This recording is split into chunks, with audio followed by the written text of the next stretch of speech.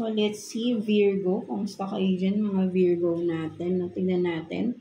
What's your current situation, mga Virgo natin? Self-care advice from your inner self, no? And possible lucky numbers or color kung may makuha tayo for you.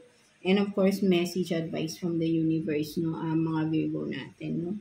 So, yeah, tignan natin. What's your overall energy within this week, no, mga Virgo natin? Kuha tayo ng one card for you, Virgo. One card for Virgo. Overall energy for Virgo. Tignan natin. Overall energy for Virgo.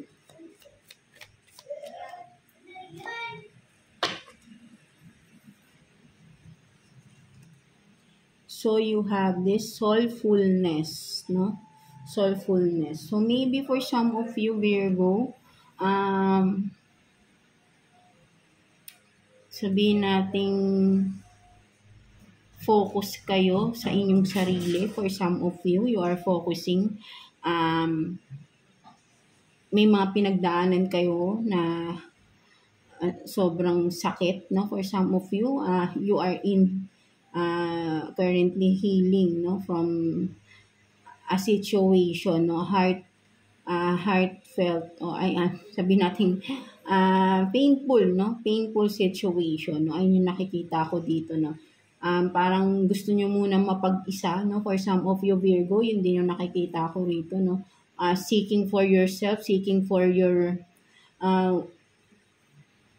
sabihin natin parang hinahanap nyo ba yung sarili ninyo, no? For some of you, di ba? Mostly, no, parang pag may problema kang pinagdadaanan or kung ano man, di ba sinasabihin nyo na hanapin ko yung sarili ko, no? For some of you, yung nakikita ko dito, parang you are seeking, you are, sabihin natin na, yun nga, yung, yung parang there is something lacking or emptiness, no, within, no, something like that, no. Ayun yung nakikita ko rito, no. Medyo malungkot, no, malungkot yung energy ni Virgo ngayon, no, ng mga Virgo natin ngayon, no. So, overall, malungkot, no. There is painful situation that you are in now, no, mga Virgo natin, no? So, you are, yeah, no, inahanap niyo yung, for some of you, maybe purpose mo sa buhay, no? Parang sinasabi mo, for some of you, na parang puro na lang failure, no? So, medyo malungkot yung energy ni Virgo natin ngayon, no? So, let's see, kuha pa tayo ng additional cards for you, Virgo, for your situation, no? Your current situation. So, let's see. Kuha tayo ng cards for you, Virgo. What's your current situation, mga Virgo natin? Medyo mabigat, no? Medyo mabigat na energy, malungkot na energy for some of you. Ano man ito, no? Maybe may loss din for some of you. Loss of loved ones for some of you, no? Nakikita ko rin dito. Yan natin.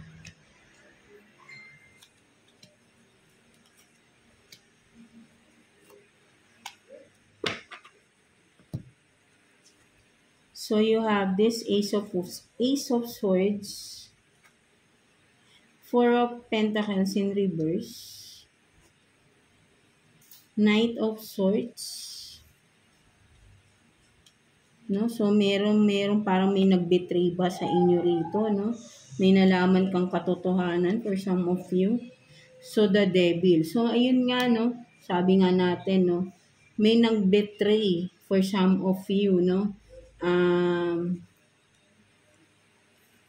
Akala mo, kumbaga, hindi mo ini-expect to, no?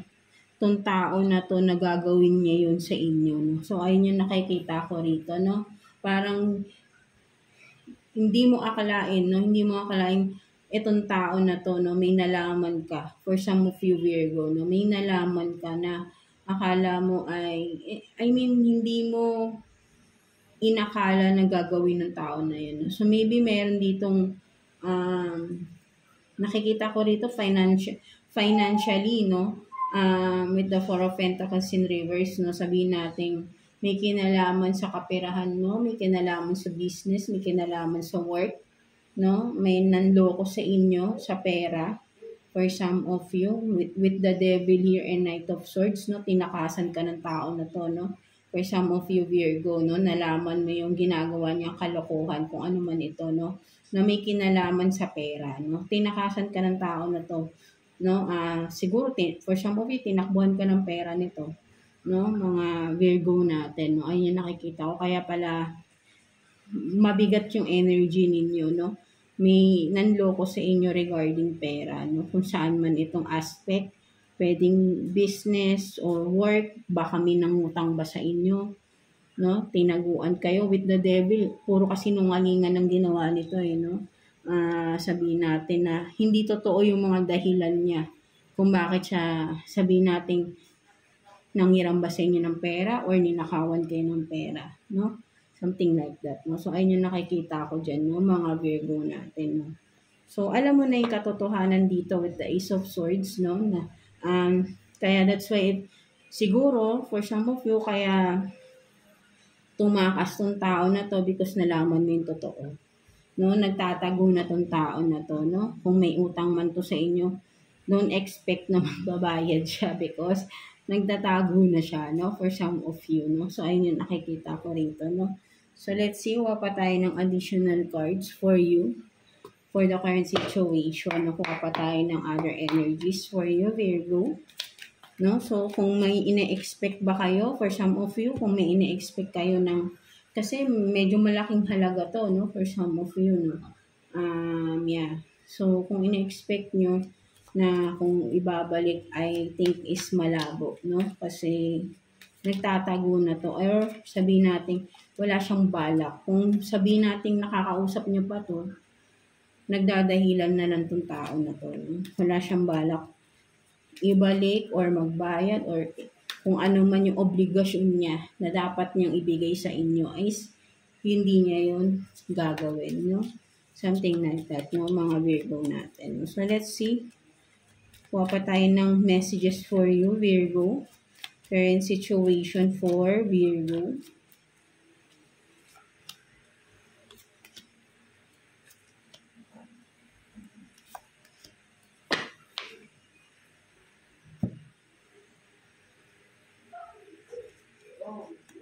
So, you have this, the Fool. So, di ba, the Fool, nakikita nyo, may tumatakas, di ba? So, yeah, may tumatakas na talaga rito sa obligasyon. And then, 3 of Cups in reverse, no? Walang pakialam tong tao na to, kahit nasabihin nating nasaktan ka niya, no? Nasaktan ka niya, no? Because of betrayal or sabihin nating panggaga. pang-iisa, no? Sabihin natin ganun, no? So, let's see what else. 9 of Cups, no? So, tingnan pa natin. The Hangman in reverse. No? So, ang nakikita ko rito, no? Sa ngayon, tong tao na to, kung sino man to, right? No, mga Virgo natin. Sa ngayon, nakikita ko talaga is, nagsasaya pa to sa sarili niya, no? Wala siyang pakialam kung nakakasakit siya. Maybe, for some of you with the 3 of Cups in reverse, hindi lang ikaw yung niloko nito sa pera. No? Parang nakikita ko rito with the Fool is gawain niya yan, no? Kasi with the 9 of Cups here, no, nakikita ko gawain niya. Gawain ng tao na to namang isa, no? Manloko ng tao, no? So, ayun yung nakikita ko rito, no? Nagpe-pretend lang tong tao na to na kung ano man, no? But then, agenda niya talaga yung, sabihin nating gawain niya, no? Hindi lang ikaw yung niloko nito sa pera, no? Nakikita ko rito, hindi lang ikaw. No, marami siyang niloko. Or sabihin natin 3 tao pa, no? With the 3 of Cups here, no? Na niloko niya sa pera, no? May pagtakas talaga to, no? Or pagtatago. No? But then, eventually, no? Sa ngayon, sabihin natin na hindi niya yun iniisip yung ginawa niya, no? With the 9 of Cups. Feeling niya, wala siyang ginagawang masama. Or sabihin natin na goal niya yung mangloko ng tao, no? With the 9 of Cups here, no? Parang talagang sabi nga natin gawain niya na talaga, yung manloko ng tao rito, no? And then with the Hangman in reverse, no? Sabihin natin na hindi din magtatagal, sabi nga natin, ano man ginagawa mo sa kapwa mo, di ba, babalik din yun sa good or bad, no? There is a good karma and also a bad karma, di ba, mga Virgo natin. So with the Hangman in reverse, eventually, no, time will come, no? Ma-expose tong tao na to, no? Kung ano man tong ginawa niya sa inyo or sa pati sa ibang tao, no? So ayun yung nakikita ko rito, no? Lalabas din yung totoo, no? Kumbaga sabihin nating haharapin niya rin to, no? Sa ngayon nagtatago tong tao na to, no, mga Virgo natin, at nagsasaya siya sa sarili niya, no? But then with the Hangman in reverse, hindi magtatagal yung pagtatago nito and panloloko nito sa kapwa niya, no? Marireveal din to, ma-expose din tong tao na to. So ayun yung nakikita ko dyan, no? Sa ngayon, nalulungkot ka for some of you Virgo, maybe medyo malaking pera talaga yung nawala sa inyo, naloko sa inyo ng tao na to, no? Mga Virgo natin, no? So yeah, ayun nakukuha natin, no? So let's see what's the possible lucky numbers or color for you this week, mga Virgo natin. Let's see. Kuha tayo dito ng 5 cards for you, Virgo. Possible lucky numbers or color for you, Virgo. Let's see. Tingnan natin.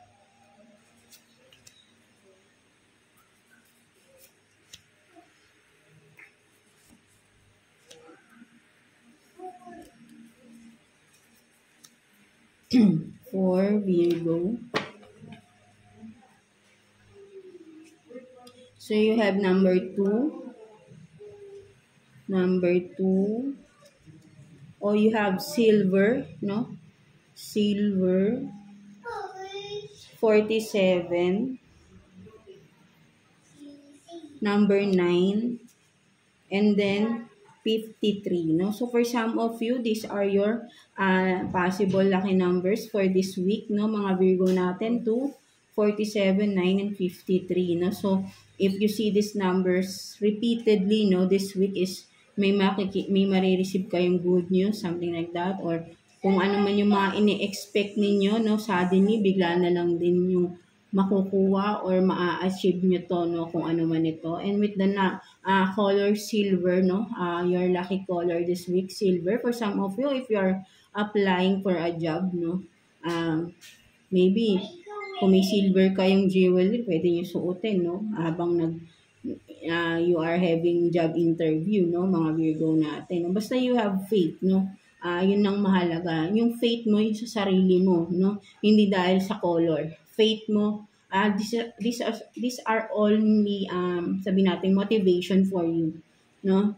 Kasi minsan, di ba, tama naman, di ba, we people, no, need motivations in life, right? No, so kung may magmo-motivate sa inyo, mas gaganahan kayo, di ba? So maybe this color silver will motivate your energy, no, to pursue, no, something like that, no, mga Virgo natin. So if for some of you will have this job interview this week, no, wear some silver, no, para mas ma-motivate, mas mag-boost ng confidence ninyo, mag-answer ng interview, di ba, mga Virgo natin. Or if sa business, no, yun, mag-suit kayo kapag nasa loob kayo ng inyong place, no, business, sabi na, kung negosyo, nasa loob kayo ng inyong negosyo, no, wear some silver, no, mga Virgo natin within this week to boost your sales, no, mga Virgo. Again, basta may faith kayo, no, these are only motivation for you, no, mga Virgo natin. So let's see what's the self-care advice for you ng iyong inner self this week, mga Virgo natin. Kuha tayo ng 1 card for you. For Virgo. Let's see. For Virgo. Wow! Daddy! So you have this focus, no? So, you have to focus, no, sa iyong goal, no, sinasabi ng iyong inner self, no. So, ano, may nakasulat dito, may absolute yes list, no. So, maybe you write down your, take some notes, no, about what is your goal, no. Ano ba yung mga gustong ma-achieve sa buhay mo, ma-accomplish mo sa buhay mo, no. Sinasabi ng inner self, no, don't just think about it, no. Ah, have this, sabihin nating pagkilos, 'di ba? Sinasabi dito, focus, no? So, ayun yung sinasabi. So, if you focus on what you don't want, there's a good chance you might get it, no? Focus on what you do, what you do want instead, no?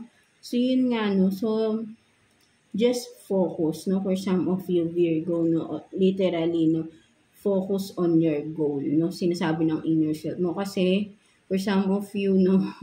Mostly, no? Sa atin, no? Individuals, no? Palagi tayo nag-iisip ng mga gusto nating mangyari, but then we are lacking, actions, right? No? Mahilig tayo mag-isip, gusto ko mong ganito, gusto ko ganito. But then, di naman natin ginagawa, no? Paano natin makakuha yung, ako ganyan ako madalas marami akong ideas. But then, di ko naman siya ini-execute, right? No? So, yun na. Kulang, aminin natin na yun ang pinaka number one kulang sa atin, yung execution, no? Yung pagtupad dun sa mga ideas na meron sa atin sa pag-iisa, within ourselves, no? Na yun nga, kulang tayo sa pagkilos, no? Something like that, no? So, but then if we are, focused, no? Sa ating goal, and we are willing to execute those, no? At makita natin yung resulta, no? Kung good or bad, no? Whatever it takes, no? The consequences, no? At least we tried, no? Something like that, no? Mga Virgo natin, no? So, yeah. So, lastly, no? So, let's see what's the message advice, no? For you ni universe, no? Mga Virgo natin. So, kuha tayo ng one card for you, Virgo. Message advice for you ni universe, no? With your current situation. Let's see. Tingnan natin.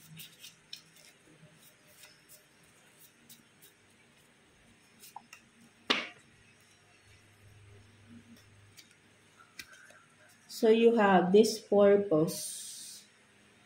So, yan, no? Parang sabi rin ng inner self mo, no? Focus, no? Focus on your purpose in life, no? Ano ba yung purpose mo? Maybe for some of you, katulad ng kanina sinabi ko, no?